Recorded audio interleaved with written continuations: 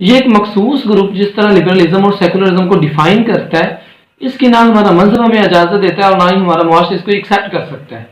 पर जिस तरह ये उसको बयान करते हैं, इसके मुताबिक लिबरलिज्म एक ऐसी लानत है जो इंसान को इंसानियत के म्यार से गिरा देती है। देखिए, ये हमारी खुशकिस्मती है कि हम मुसलमान घरानों में पैदा हुए, लेकिन कुछ कमज़रफ़ों को शायद ये बात हज़म नहीं हुई। वो इस ज़ाब्ता हयात और दीन की हदों से बाहर निकलने के लिए लिबरलिज्म का राग अलापते हैं।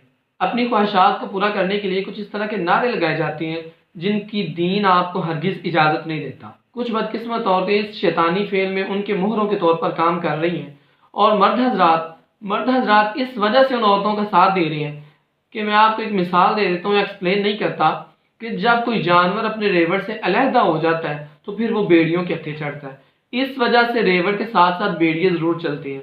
आप समझ गए होंगे मैं क्या कहना चाह रहा हूँ। एज अ मुस्लिम हमारा ये ईमान है कि शरीयत के जो कवानीन और इस्लाम की जो हदें हैं वो हमारे लिए मुकर्रर की गई, और इनसे आगे बढ़ना हमारे लिए ना इस जहान में बेहतर है और ना ही उस जहान में हमारे लिए अच्छा होगा। अब देखिए, अल्लाह ताला ने इंसान को अशरफुल मखलूक़ात बनाया है, लेकिन चंद बदकिस्मत अपने गलों में पट्टी डालकर और अब उनकी रस्सियाँ औरतों के हाथों में पकड़ाकर सड़कों पर बड़े फख्र से चलते हैं और अपने लिबरल होने का सबूत देते हैं। असल में ये लिबरलिज्म इनके लिए ज़िल्लत है, इस जहान में भी, और एज अ मुस्लिम हमारा ईमान है कि अगले जहान में भी इनका कोई हशर अच्छा नहीं होगा। ये समझने वाली बात है कि जितनी भी लिबरल स्टेट्स हैं जिनको लोग अपना आइडियल समझते हैं, अगर आप स्टडी करें तो वहाँ पे कोई भी फैमिली सिस्टम नहीं है, वहाँ पे किसी की इज्जत महफूज नहीं है। हमने सुना है कि अगर वहाँ पे किसी घर में 4 अफराद है तो 4 के 4 ही काम करते हैं, उन चारों को मेहनत करना पड़ती है।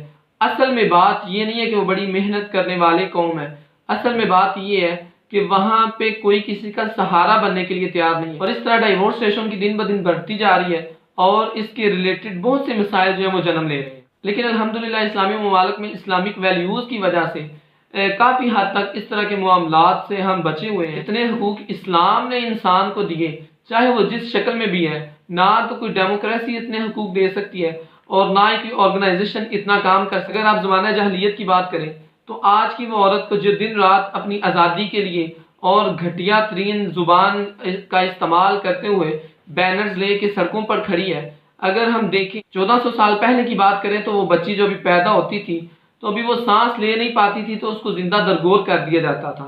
वहाँ पे माँ की कोई इज्जत नहीं थी, वहाँ पे बेटी और बीवी और बहन के रिश्ते के दरमियान तमीज़ नहीं थी, और बाप का ये हाल था कि उसको वहाँ पे बाकायदा मंडियाँ बनी थी जहाँ पे ले जाकर फरोख्त कर दिया जाता था। लेकिन जैसे ही इस्लाम आया तो गोया मुआशरे को एक नई जिंदगी मिल गई।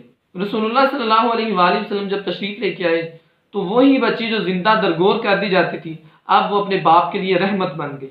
बहन जिसकी इज्जत महफूज नहीं थी उसको विरासत में हकदार ठहरा दिया गया। वो माँ जिसके साथ लौंडियों जैसा सलूक किया जाता था, जब रसूलुल्लाह सल्लल्लाहु अलैहि वसल्लम तशरीफ लेके आए तो औलाद के लिए उसके कदमों के नीचे जन्नत रख दी गई। इसी तरह बाप को अल्लाह ताला ने एक अजीम और आला